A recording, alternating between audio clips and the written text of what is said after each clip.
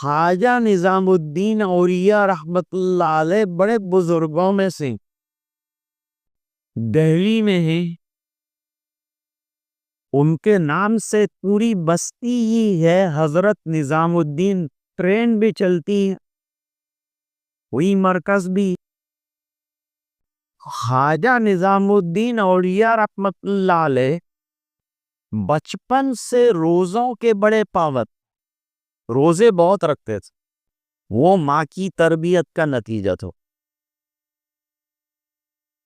والد صاحب کا انتقال ہو گیا اور بچوں کی پرورش کی ذمہ داری جو ہے ماں کے اوپر آئی. اب ماں کیا کرتی, وہ کمانے تو جا سکتی نہیں, تو ماں بیچاری لوگوں کے گھروں میں برتن وغیرہ مانج کر جو پیسے آتے تھے اس رزق حلال سے اپنے بچوں کی پرورش کرتی.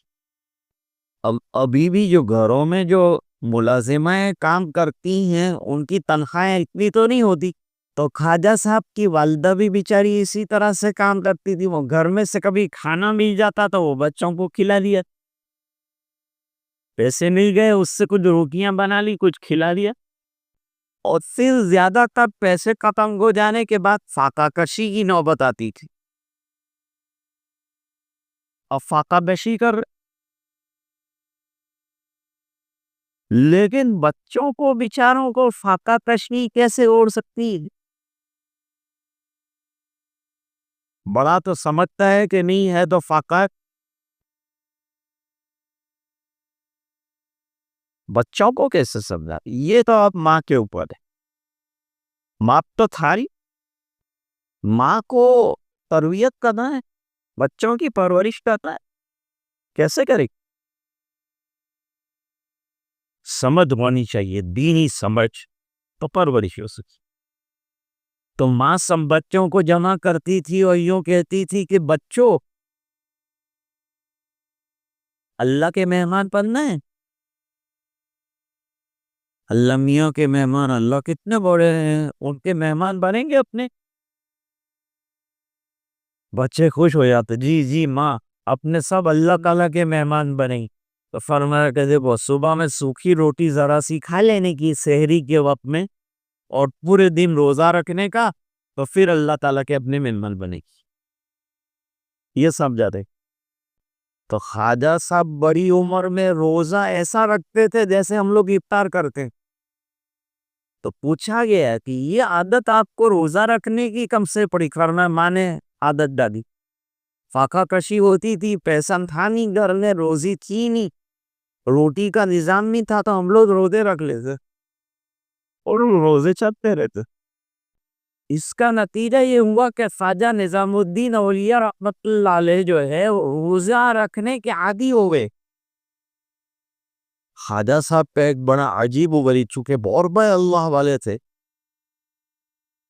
دہلی میں نوریدین اللہ کے بندے حضرت کے پاس آتے رہتے تھے, اللہ اللہ کرتے رہتے تھے. خانقاہوں میں کیا ہوتا ہے, اللہ اللہ کرنا سکھاتے ہیں, وقت کو بچانا سکھاتے ہیں. سب سے بڑا خانقاہ کا کام کیا ہوتا ہے, اپنے وقتوں کو ضائع مت کرو, اللہ اللہ میں لگاؤ. ہم لوگ بیٹھ کے باتیں کرتے رہتے ہیں فضول, اس کے بجائے قسمی رکھو ہاتھ میں, ہر روز ذکر اللہ, ہر روز اللہ اللہ. تو خانقاہوں میں اللہ اللہ سکھایا جاتا. خواجہ صاحب جو نے وہ سما سنتے تھے. سما, سما کا کیا,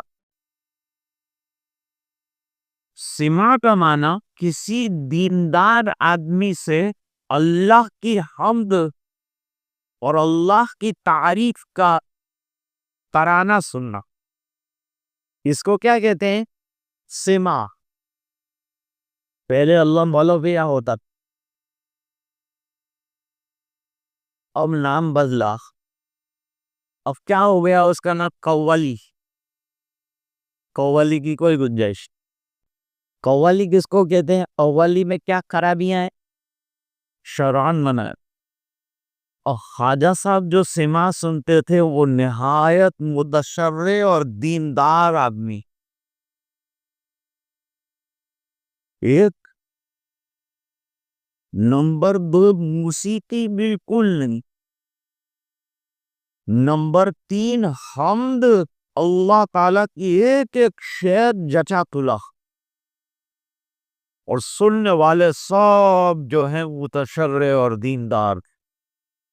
ایسے ماحول کے اندر اشعار سنے جاتے تھے، سماع سنا جاتا تھا. حضرت شیخ الحدیث صاحب رحمۃ اللہ علیہ کے یہاں خانقاہ کے اندر جو ہے شام کے وقت جو ہے موت کی یاد کے اشعار سنائے جاتے. موت کی یاد کرو تو آدمی پر موت کی یاد آ جائے. روزانہ موت کو یاد کرنا چاہیے.